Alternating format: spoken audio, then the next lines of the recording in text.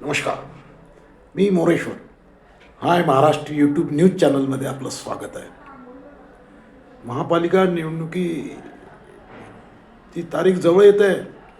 लगबग वाढली आहे, टेन्शन वाढलं आहे, हृदयाचे ठोके वाढले. जेमतेम काही तास उरले आहेत उमेदवारी अर्ज भरायला. शेवटची मुदत 30 डिसेंबर. त्यानंतर 2 जानेवारीला फायनल यादी लागेल. काय होणार, कसं होणार, सर्वांनी आपापल्या आपले तोपकरी कामाला भिडवले आहेत. सर्वाधिक टेन्शन उद्धव सेनेचे प्रमुख उद्धव ठाकरे यांना आहे.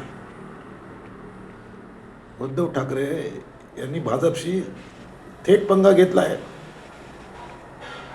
त्यासाठी आपण एकटे पडत चाललो हे त्यांच्या शेवटी लक्षात आलं. त्यामुळे त्यांनी भावाला मदत घेतली आहे. राज ठाकरे आणि उद्धव ठाकरे हे 2 भाऊ बलाढ्य, एका बाजूला बलाढ्य महायुती, एकीकडे देवेंद्र फडणवीस आहेत, एकनाथ शिंदे आहेत, आणि दुसरीकडे काँग्रेसही मैदानात आहे. तिरंगी सामना होणार आहे. मुंबई महापालिकेच्या निवडणुकीत तिरंगी सामना होणार आहे. त्याशिवाय लहान सहान पक्ष मतं खायला मैदानात आहेतच, पण प्रामुख्याने तिरंगी सामना आहे. त्याचा फायदा भाजपलाच होणार आहे असं दिसतं ऐकून. परंतु लढाई ही अटीतटीची आहे. काही होऊ शकते. म्हणजे आज ज्या पद्धतीने काँग्रेस आणि वंचित आघाडी एकत्र आले मुंबईत, त्याने ही निवडणूक एक अटीतटीच झाली आहे, काट्याची टक्कर झालेली आहे. काही म्हणजे कधी ही निवडणूक म्हणजे थोडं गडबड झाली तर ही निवडणूक काँग्रेस आणि वंचितच्या हातात चालली जाईल. गेम चेंजर ठरू शकते. म्हणजे गेम चेंजर ठरू शकते वंचित आणि काँग्रेस. अशा टेन्शनच्या वातावरणात आज उद्धव ठाकरे यांनी आपल्या शाखा प्रमुख, उपशाखा प्रमुख, पदाधिकारी वगैरे यांना मार्गदर्शन केलं. उद्धव ठाकरे अतिशय सडकून बोलले. उद्धव ठाकरे म्हणाले की 2 गुजराती आपल्याला गिळायला निघाले आहेत, पण कोणीही आपल्यापासून मुंबई हिसकावून घेऊ शकत नाही. काही झालं तरी आपल्याला त्यांना हरवायचं आहे. 2 गुजराती म्हणजे पहिल्यांदाच उद्धव ठाकरेंनी अमित शहा आणि मोदी यांचा उल्लेख गुजराती म्हणजे नावाने घेतलं, गुजराती म्हणून म्हटलं आहे. अर्थात 2 गुजराती म्हणजे अमित शहा आणि मोदी. तर 2 गुजराती गिळायला निघाले आहेत आपल्याला. त्यामुळे म्हणजे उद्धव ठाकरे यांनाही लढाईची तीव्रता लक्षात आली असणार. त्यामुळे ते इतकं टोकाचं बोलले की 2 गुजराती. उद्धव म्हणतात की भाजपचा मला वाईट अनुभव आला आहे. भाजपवाल्यांनी आपला वापर करून घेतला.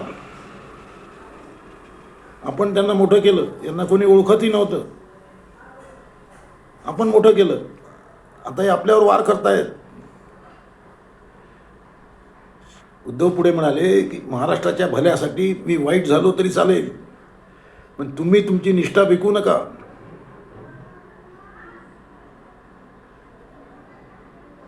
आपले विरोधक जे आहेत म्हणजे भाजपवाले, भाजपने फक्त युतीच तोडली नाही, आता आपल्याला संपवायला निघालेत, गिळायला निघालेत.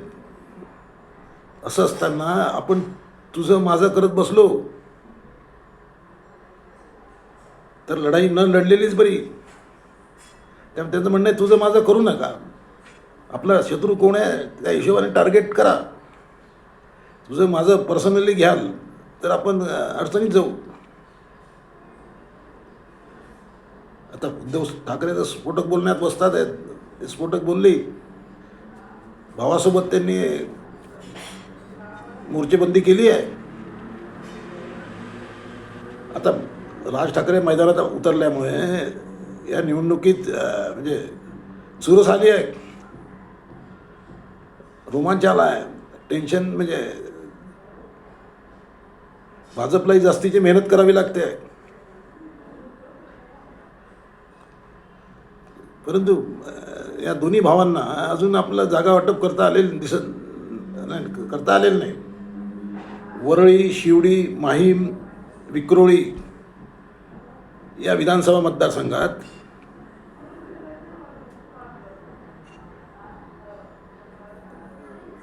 दोन्ही भावांना म्हणजे मनसे आणि उबाटा यांना जागांचं वाटप करता आलेलं नाही, अजून रखडलं आहे.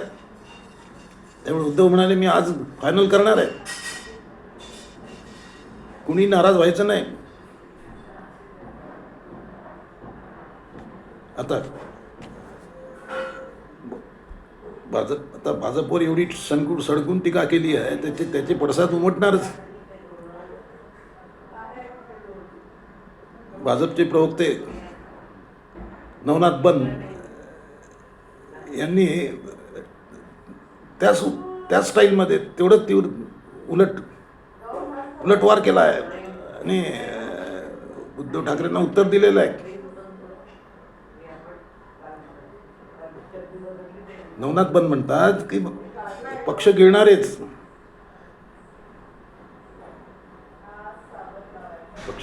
आता बोलतायत की ॲनाकोंडा वगैरे वगैरे.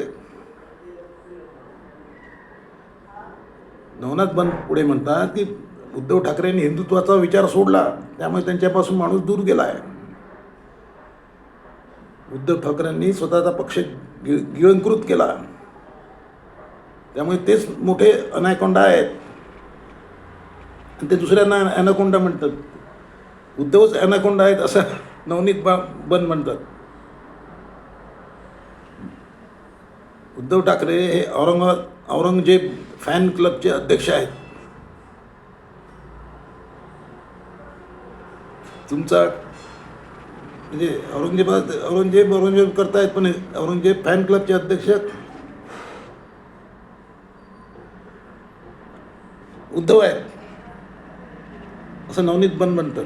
ते म्हणतात की तुमचा धर्म औरंगजेबाचा आहे, हे आता महाराष्ट्राने ओळखलं आहे. एकूणच ते आरोप प्रत्यारोप, टीका प्रतिटीका हे चालत राहणार. निवडणूक तापते आहे. हे 2 दिवस महत्त्वाचे आहेत. त्यानंतर आरपारची लढाई सुरू होईल. काय होणार या निवडणुकीत? कॉमेंट करा. नमस्कार.